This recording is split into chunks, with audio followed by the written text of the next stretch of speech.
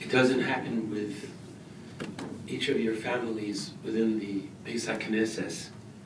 Ideally, a Rav tries to become a member of his member's family. The zchus that I have to feel like a member of the Friedman, in this case here, Fink, Mishpacha, a long, special friendship with Rabbi David and Debbie, and through that, to get to know the Finks Aleim Hashalom, and to have had the zchus of having Mrs. Fink in our Beis HaKnesses on many occasions. And I've had other personal involvement and actions, so I feel I can speak for a few moments and just try to give one or two impressions.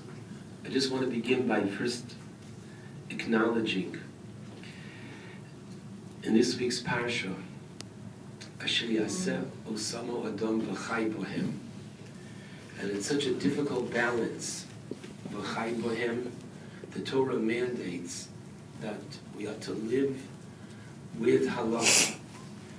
And when one is zocher, as in this case with Pesel, Bas Alta, a Yokim Getzel, to be zocher to Arichas Yomim, with the Arichas Yomim, and most of those years, the family is so grateful that her character shined, her alertness, her very strong will, which was not only so helpful for this community, but certainly to her late husband and to the family.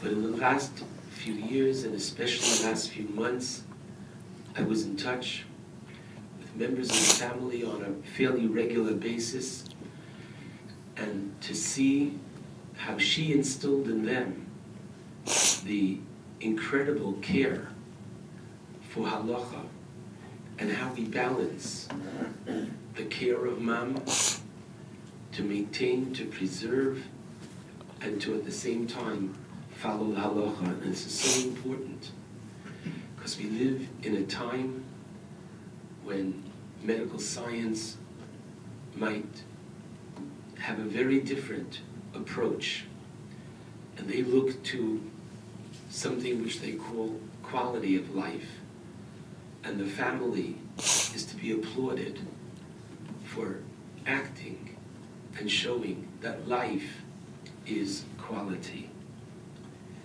I just want to share in honor of a very special lady, and she was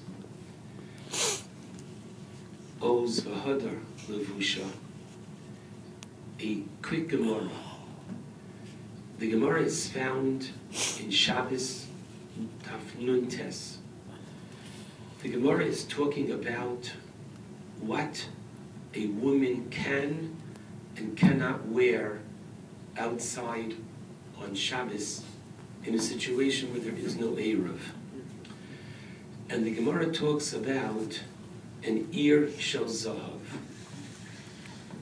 And there are three opinions in the Gemara as to whether or not she can go out with, as Rashi references to the Gemara in the Darim, that Rabbi Akiva said to his wife Rachel, when they were going through very trying, impoverished conditions, so as he would take the straw that they were lying on out of her hair, he promised her that someday he would get for her a Yerushalayim Shel Zahav, a jewelry with depicting Yerushalayim.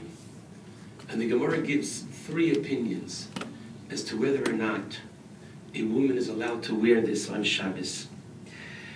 Rabbi Meir says, absolutely not. And if she does, she's chayeves chatos. According to Rabbi Meir, she violates a biblical prohibition if she wears this. And the Gemara explains what makes Rabbi Meir take such a strong position. Because Rabbi Meir says that to this woman, that which she is wearing is a masui. It's a burden. It's not an ornament. The second opinion is that of the Chachamim, who say, lo seitzei, l'chatchila, she certainly should not wear it on Shabbos. V'miyotza, but if she does wear it on Shabbos, then she's petura. She doesn't bring a chatos. It's only also mitarabanan. Why? Because the Chachamim are concerned that this woman, when she meets her friend in the street and there is no Eruv, she'll take it off to show it. And if she's going to take off the jewelry in the street and show it off, she might forget before she puts it back on, and she might carry it in the street. And the third opinion that the Gemara gives is that of Rabbi Eliezer. And Rabbi Eliezer says, Yotza Isha Be'ir Shel Zahav L'Chatchila. Rabbi Eliezer says that she can wear this initially. She can wear it on Shabbos without an Eruv.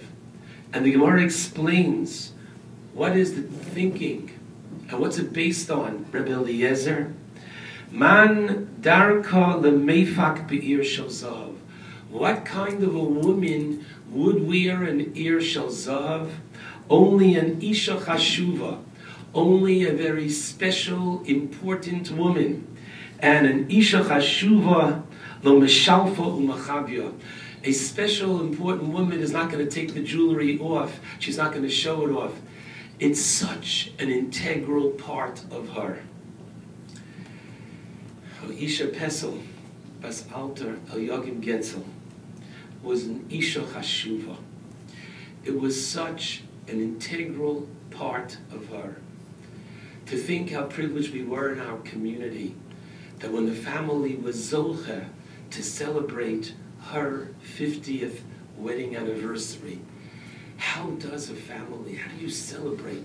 It says so much that this celebration, we were privileged, took place in our community of Fairlawn, so I'm more familiar with it, that the family commissioned and had in their honor, in their parents' honor of their 50th anniversary, a Sefer Torah, which was in their honor. But that says it all.